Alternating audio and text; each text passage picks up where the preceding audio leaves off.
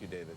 The George Zimmerman trial was a media magnet. Traditional outlets, of course, blanketed the trial, and online and social media chronicled every single development. Two defense attorneys join me now. Both know what it's like to work through intense media spotlights with high-profile clients. Tom Mesereau successfully defended Michael Jackson in his 2005 trial on child molestation charges, and Geraldine Merritt was one of the principal trial lawyers for Timothy McVeigh in the Oklahoma City bombing case. It's good to see both of you. Thank you for joining me. I'm going to start with you first, Tom.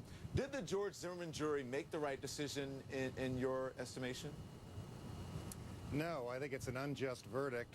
I think it's a verdict that devalued a young black life. Nevertheless, I understand it.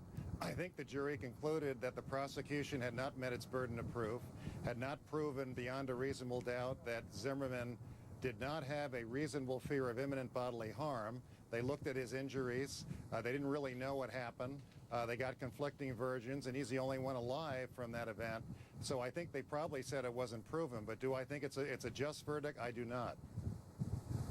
Geraldine, your reaction? I think it's an absolutely just verdict. Criminal trials are not designed to be a search for truth.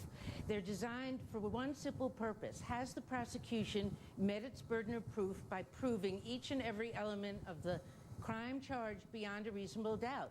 That's all it is, a testing of the evidence. And in this case, the prosecution did not meet its burden, and the verdict should have been not guilty.